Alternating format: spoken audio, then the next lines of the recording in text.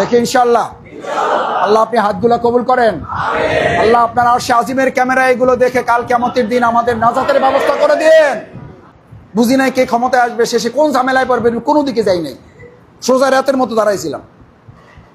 তো সোজা রাতের মতো যদি কেউ দাঁড়াই থেকে সত্যের পথ না নেয়, ইসলাম তার নাম দিয়েছে বোবা শয়তান। কি শয়তান? কি শয়তান? কয় ভাই আমি কোনো দিকে নাই, কারণ হে কোনো দিকে নাই মানে হলো হে সুবিধা বুঝে ছাতা ধরে। কি বুঝা? সুবিধা বুঝা ছাতা ধরে, যাদের নাম ইসলামে দিয়েছে মুনাফিক। এটা আমার কথা না, ইসলামের কথা।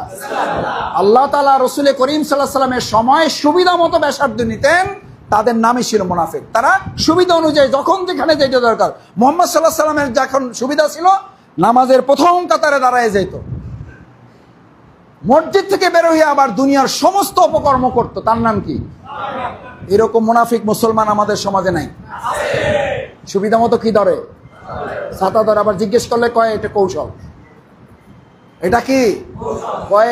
সমাজে চলতে হলে একটু বুদ্ধি শুদ্ধি লাগে। এটা বুদ্ধি না কুবুদ্ধি? এটা কুবুদ্ধি। আল্লাহ এর জন্য হিসাব নেবেন।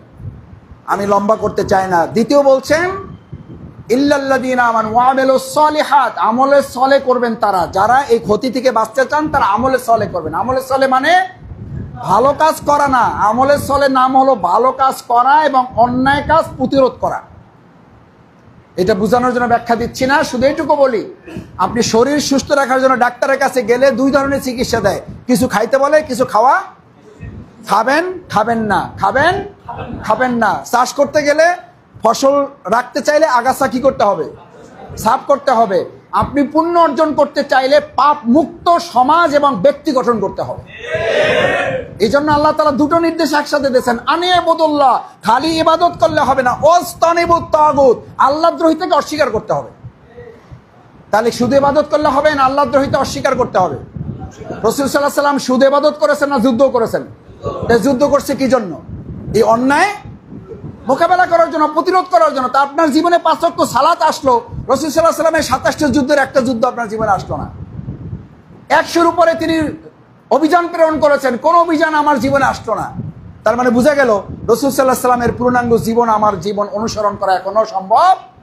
পারবো ইনশাআল্লাহ? আমরা সৎ পথে চলা এবং অন্যায় কাজ প্রতিরোধ করা সাহস করতে পারবো ইনশাআল্লাহ? আমরা ইনশাআল্লাহ। ওয়াতাওয়াসাউ বিল হক, এইটা করতে যাওয়া মানে হইল সত্যের পথে অবিচল হয়ে মজবুত ভাবে দাঁড়ানো। হক সব সব মানে এমন ভাবে দাঁড়াবেন যেন অন্যরা আপনি দেখলে সাহস পায়। আলহামদুলিল্লাহ আমাদের ইমাম সাহেব দাঁড়ায় গেছে, এবার আমাদের আর কোনো ভয় নেই।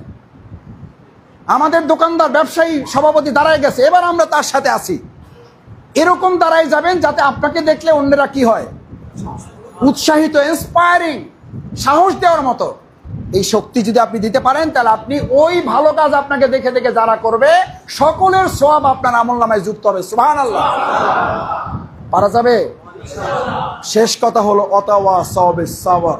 এই ভালো কাজ যখন আপনি করতে যাবেন তখন ধৈর্য একটু ধরা।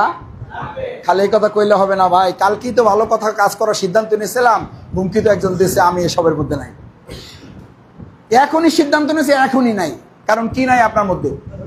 ধৈর্য নয়। আল্লাহ বলছেন ক্ষতি থেকে যদি বাঁচতে চাও সবর করতে হবে, ধৈর্য ধরতে হবে। ওয়াসবির, ধৈর্য ধরো, এমন ধৈর্য ধরো যে ধৈর্য ধরলে আল্লাহ সুবহানাহু ওয়া তাআলা বলছেন যে ধৈর্য যদি ধরতে পারো তাহলে লা তাহজান ইন্নাল্লাহা মা'ানা, আল্লাহ তোমাদের সাথে থাকবেন। আল্লাহ সুবহানাহু ওয়া তাআলা সূরা আসরের শিক্ষার আলোকে 4টা সিদ্ধান্ত নেওয়ার তৌফিক দান করুন। কয়টা? নাম্বার 1, আমরা ইমানের উপর মজবুত থাকবো। নাম্বার 2, আমরা আমলে সলে করব, এইভাবে ভালো কাজ করব, অন্যায় কাজ বিরত থাকবো। নাম্বার 3, হকের উপরে, সত্যের উপর আমরা কি থাকবো?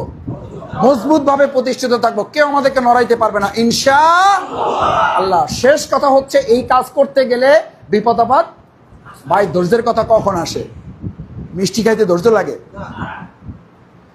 টিভি দেখতে ধৈর্য লাগে? ধৈর্য লাগে কোন ক্ষেত্রে?